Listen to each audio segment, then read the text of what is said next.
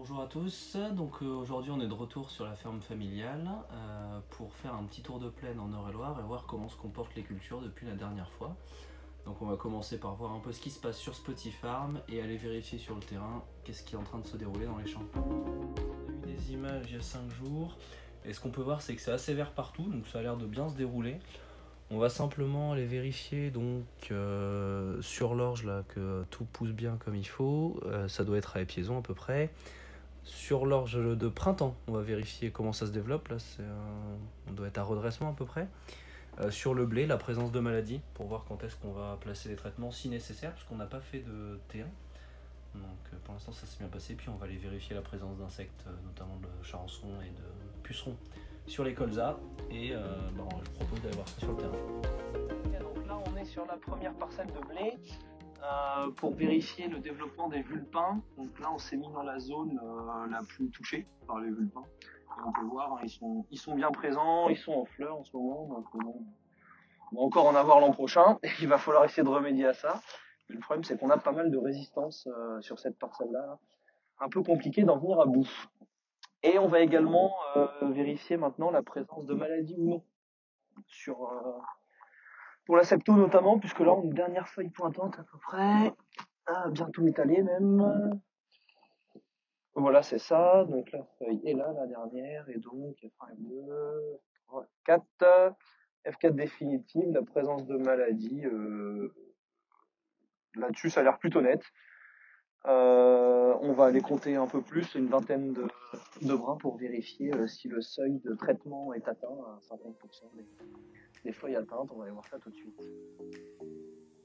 Donc là nous voilà sur la parcelle d'orge d'hiver, et pour les deux variétés qu'on a là d'escourgeons, le stade est à peu près piéton. Celle-ci est plus en avance, mais celle-là, même si elle est un peu plus en retard, voilà, les épis sont sortis, là, les barbes sont bien à peu près toutes sorties partout.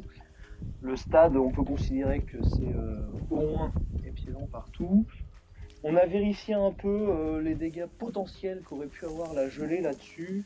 Donc là on voit des rétrécissements sur certaines feuilles comme ici, mais a priori rien de grave. Les épis ont l'air tous en bon état de ce qu'on voit. Donc a priori il n'y a pas de dégâts liés au gel. On voit d'ailleurs même, tiens, sur celui-là, qu'il y en a qui sont déjà en floraison. Vous voyez ici les étamines sont sortis là-dessus, donc c'est très précoce.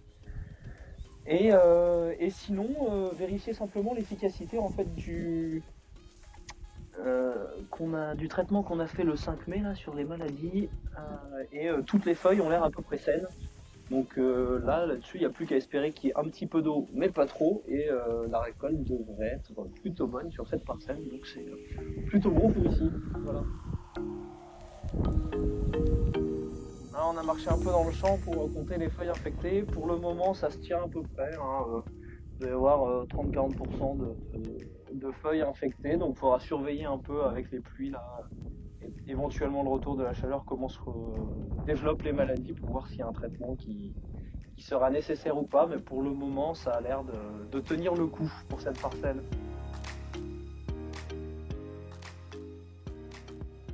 Voilà, donc là on arrive sur la parcelle d'à côté où on a mis de l'orge de printemps là, et entre les deux une jachère fleurie pour faire plaisir aux abeilles, puisqu'on a aussi des petites ruches, mais en tant qu'amateur, pour qu'elles puissent venir butiner en été. Et sur l'orge, là, ce qu'on veut vérifier, c'est l'efficacité du dernier traitement qu'on a fait il y a 5 jours sur les dicotes. Parce que là, on a pas mal d'adventices qui sont développés dans cette parcelle. Donc, voir si on a réussi à être efficace. L'intérêt de l'orge de printemps, c'est d'arriver à faire lever justement certaines de ces mauvaises herbes. Et donc, on va voir si on a réussi à les avoir. Ok, donc là, on arrive dans la deuxième parcelle de blé, avec du borgard ici, du chemillon un peu plus loin là-bas. Et ce qu'on veut vérifier, c'est la même chose, c'est la présence ou non de maladies, notamment la septo. Donc on va aller compter une vingtaine, trentaine de feuilles et vérifier la présence ou non de maladies.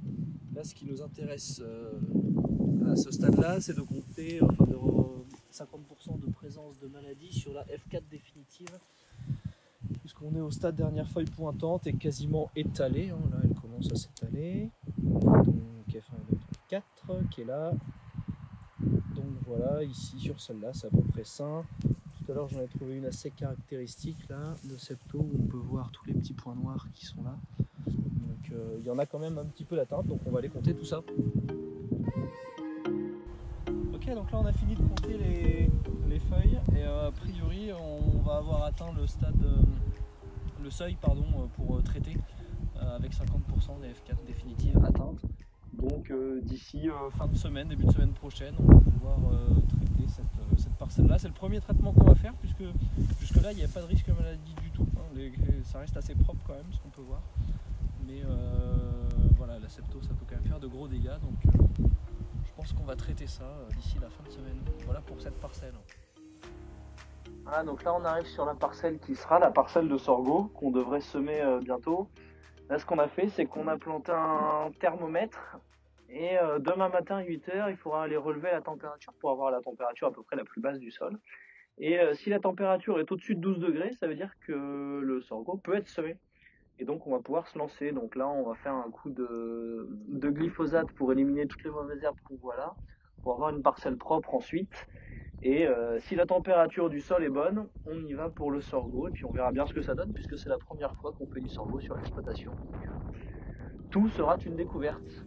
Voilà. Donc voilà, là on arrive sur la parcelle de colza et ce qu'on veut vérifier en ce moment c'est le charançon des siliques puisque là ils vont arriver au stade où voilà, les siliques commencent à être bosselés pour certaines. Donc on va surveiller ça et les pucerons cendrés, et vérifier qu'il n'y ait pas de colonies de pucerons cendrés là-dessus pour voir s'il n'y a pas des traitements à faire. Mais sinon le colza a l'air pas trop mal. Bon, c'est un peu compliqué de rentrer dans la parcelle pour aller vérifier qu'il n'y ait pas trop de dégâts de gelée. Donc on va faire ce qu'on peut déjà pour vérifier les insectes.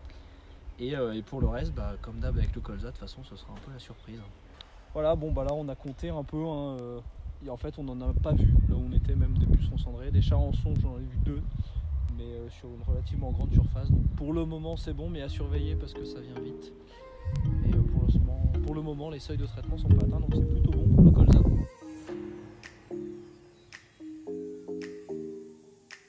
Voilà, merci à tous d'avoir suivi cette vidéo de tour de plaine. N'oubliez pas de vous abonner à la chaîne pour avoir des nouvelles des parcelles de la ferme et vérifier comment ça se déroule sur place. Et si vous avez des questions sur Spotifarm, les images satellites, bah, n'hésitez pas à nous contacter. Hein. Par mail, contact@spotifarm, et on vous répondra. Voilà.